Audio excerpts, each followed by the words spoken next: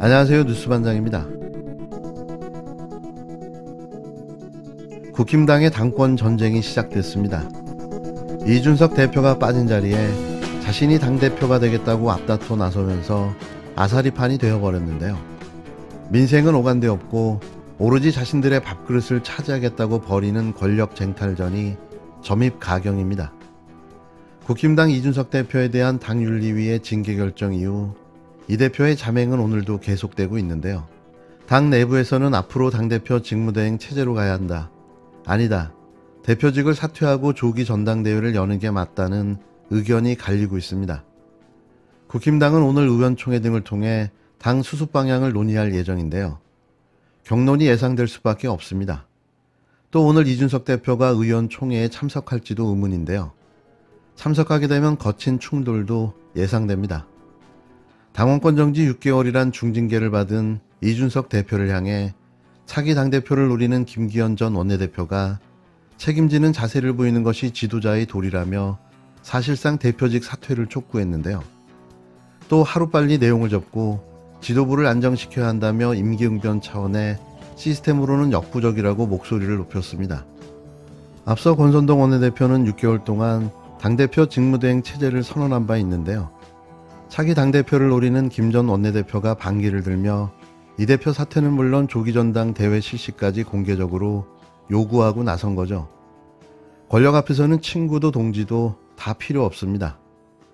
이에 대해 권 원내대표는 당원당규 해석상 6개월 직무대행 체제로 갈 수밖에 없다면서도 이후 어떤 상황이 벌어질지는 알 수 없다고 여지를 열어뒀는데요.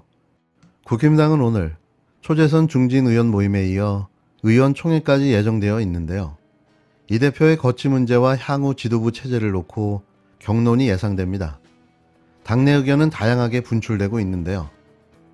홍준표 대구시장은 이 대표의 과거 발언을 거론하며 업보라고 생각하라, 차분히 사퇴를 정리하고 사법적 절차에만 집중하라고 말했는데요. 한 중진 의원은 이 대표의 사퇴까지 몰아세우는 건 좋지 않다며 속도 조절을 주장하기도 했습니다. 하지만 이준석 대표의 자맹은 이어졌는데요. 계속 흑화 중인 것으로 보여집니다. 당연히 흑화될 수밖에 없는 거죠. 이 대표 측 관계자는 가만히 있는 것도 대응이라며 주변에서 많은 조언을 듣고 있다고 말했는데요. 일단 당내 논의 과정과 여론을 살피며 대응책을 고심 중인 걸로 보여집니다. 고심을 한들 뾰족한 대응책이 나오기는 힘들어 보입니다. 이런 가운데 이준석 대표의 아버지 친구이자 멘토로 불리는 유승민 전 의원이 윤핵관을 가리켜 조폭이라고 비판했는데요. 또 윤핵관 중에서도 핵심인 장제원 의원은 코로나가 확산되고 있는 시점에 대규모 산악 모임을 재개해 주목을 받았습니다. 매 시간마다 이준석 대표 성상납 의혹 징계 결정 이후 국힘당 관련 뉴스가 쏟아지고 있는데요. 유승민 전 의원은 대선 경선, 경기지사 경선에서 연거푸 고배를 마셨고 이런 와중에 잊혀지는 게 싫었던지 책을 한 권 출간했습니다. 제목은 그와 어울리지 않는 야수의 본능으로 부딪혀라라는 제목의 자서전을 펴냈고 어제 대구에서 북콘서트를 진행했는데요. 지난달 서울에서 북콘서트를 했을 때는 이준석 대표도 참석했습니다. 아시는 바와 같이 이 대표는 유승민 키즈라고 불리기도 했는데요. 하지만 이날은 당연히 오지 못했습니다. 유승민 전 의원이 이 대표 징계 결정에 대해 윤리위원회나 윤핵관들을 보면 조폭 같다고 강도 높게 비판했는데요. 물론 친구의 아들이라는 이유에서일 겁니다. 그는 진실을 모르는 상태에서 윤리위가 의혹만 가지고 중징계를 내렸다. 이게 조폭들이 하는 일과 뭐가 다르냐고 목소리를 높였는데요. 그러면서 만약 의혹이 사실이 아니라면 윤리위 결정이 얼마나 우스운 거냐. 윤리위와 윤핵관들은 엄청난 혼란을 일으킨 데 대해 엄한 책임을 져야 할 것이라고 주장했습니다. 하지만 지금까지 밝혀진 사실만 놓고 본다면 이준석 대표가 성상납을 받지 않았다는 증거를 더 찾아내야 할 판인데요. 그냥 조용히 있는 게 도움이 되지 않을까 싶습니다. 이런 상황에서 윤핵관 중에서도 윤핵관, 킹 오브 더 윤핵관인 장제원 의원이 코로나로 멈춰진 외곽 조직, 산악회를 다시 가동한 것에도 정치권에 관심이 쏠렸는데요. 사실상 장제원 의원의 3선 당선 지지 기반으로 볼 수 있기 때문입니다. 하지만 시기가 그리 좋아 보이지는 않는데요. 우선 지난 7일 장의원 아들 장용준 씨가 음주 측정 거부와 경찰관 폭행 등의 혐의로 기소돼 2심에서 징역 3년을 구형받았는데요. 장 씨는 2심에서 부모님의 피눈물을 닦아드리고 싶다며 선처를 호소했습니다. 하지만 정작 피눈물을 흘리고 있어야 할 장 의원은 여유롭게 산악회를 즐기고 있었던 건데요. 이래서 선처가 되겠나 싶은 거죠. 또 소강 상태로 접어들었던 코로나 상황이 윤석열 정부 들어 다시 재확산될 기미를 보이고 있는데요. 마침 장 의원이 대규모 산악회를 진행한 당일은 신규 확진자가 더블링, 그러니까 2배로 늘어나고 있던 시점이었습니다. 이틀째 2만 명대를 넘어서고 있는 상황이었는데요.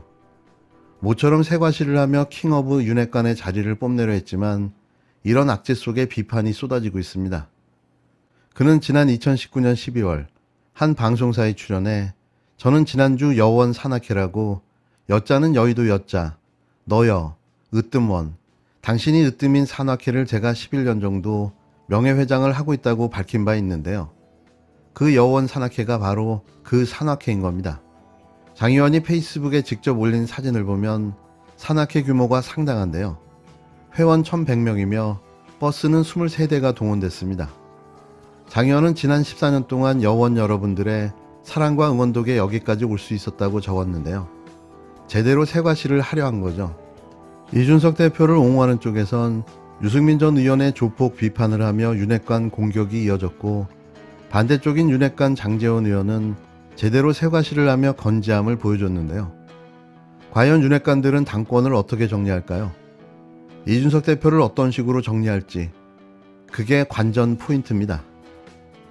대통령 취임한 지 이제 2달째거든요. 과거 임기 초에 이렇게 지지율이 급락한 사례는 이명박 정부 때 미국 소고기 파동 사태, 그때가 유일한데, 그때는 이제 굉장히 초대한 악재였죠. 길거리에 촛불 집회가 이어지고. 그런데 이번에는 그런 단일한 초대형 악재라는 게 없어요. 없고 그냥 하나씩 쌓여서 여기까지 온 거거든요. 그러다 보니까 그때는 쇠고기 관련해서 대응을 하면 됐는데, 이제는 특별히 한 사안을 가지고 대응할 수 있는 게 아닌 거죠.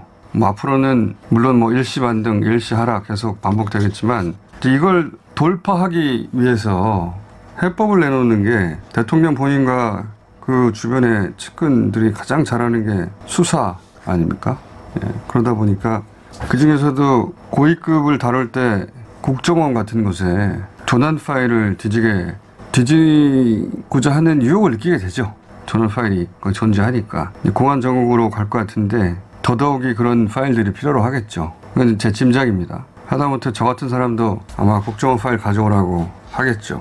지난주쯤에 그런 일이 있을 법하다고 저는 추정을 한 바인데, 그런 사례 중에 하나인 거죠. 검찰이 애초에 가지고 있는 정보, 그리고 사정기관들이 가지고 있는 정보 총동원해서 전 정부 고위급 인사들, 이렇게 부당한 전 정부를 단죄하기 위해서 우리가 등장했으니 응원해달라, 이렇게 연결하고 싶어 하는 것 같은데, 본인들 위기의 본질을 전혀 모르는 것 같아요. 현 정권의 위기의 본질은 전 정권을 때린다고 해결될 일이 아닌 것 같은데, 그게 제일 잘하는 일이고, 사실 그것만 해왔지 다른 일을 해본 적이 없는 집단이 지금 정권을 잡고 고위직을 차지하고 있는 거 아니에요.